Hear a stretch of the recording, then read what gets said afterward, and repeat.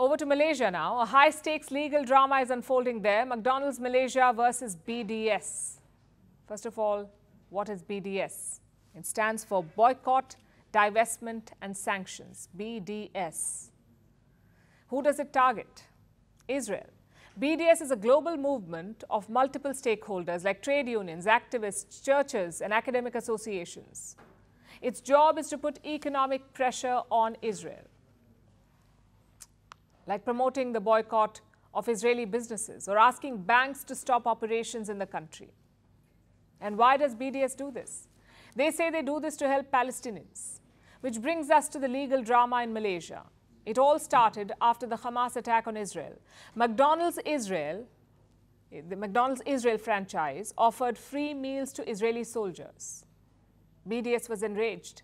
They accused McDonald's of supporting Israel's war. In Malaysia, it led to a boycott.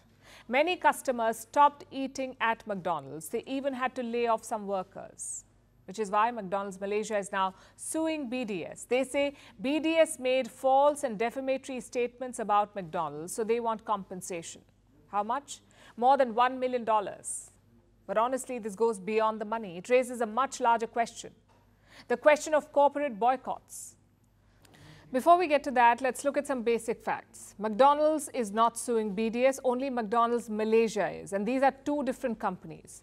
McDonald's is licensed and run by a different company in Malaysia, and that firm is the one that is suing BDS, and this is an important distinction.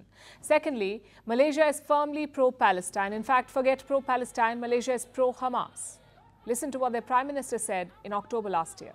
As I've said, the whole issue is not what happened 2 weeks ago, but the issue what we term as politics of dispossession. I mean, countries cannot continue to colonize another part of the Palestinian lands. He says the Hamas attack is not an issue. Only Israeli settlements are a problem. I'm sure BDS would love him. The people, too, are firmly pro-Palestine. They eagerly boycotted McDonald's after October. So chances are this lawsuit will only backfire. It may trigger more backlash against McDonald's. But let's look at the larger picture. What should we make of BDS? We went on their website today. Look at the list of companies on their target list. Puma, HP, Volvo, Google, Amazon, Disney, Airbnb, Domino's, McDonald's, Burger King, JCB, and the list goes on. Now, these are everyday companies. You can't visit the BDS website unless you Google BDS. You can't order alternatives to Israeli products unless you go on Amazon. So the list itself is overambitious. And the strategies are over the top. Like in Amsterdam, shoppers were showered with pro-Palestine leaflets out of nowhere. Take a look at this. Dear shoppers, welcome to Boycott. This Christmas season, we invite you to stop shopping while the bombs are dropping. Over 20,000 people in Gaza were killed this warm winter season, funded by your tax money. Great for pictures, but chances are the customers bought the stuff anyway. So the question is, what do these movements really achieve?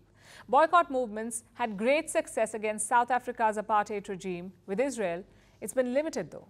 And the reason is obvious. There was political will behind the first boycott. But in this case, in the case of Israel, that will is divided. There are enough people who support and oppose Israel. And you cannot build a global campaign like this, with this kind of division.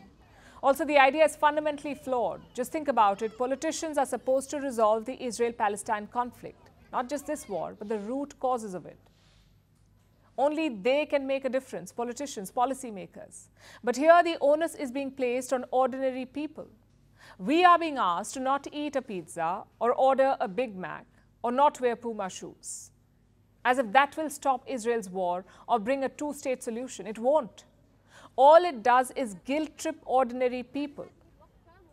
And I'm not saying we should not hold companies accountable. I'm saying we need better ways to do that.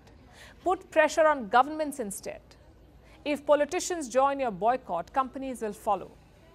Just look at Joe Biden's policy change. At first, he was in full support of Israel. Then Muslim Americans started abandoning him. His polling numbers began to drop. So what did he do? he scaled back his position. He asked Israel to not target civilians. And that is the reality of our world. You cannot expect companies to double up as activists. They need to be pushed by governments.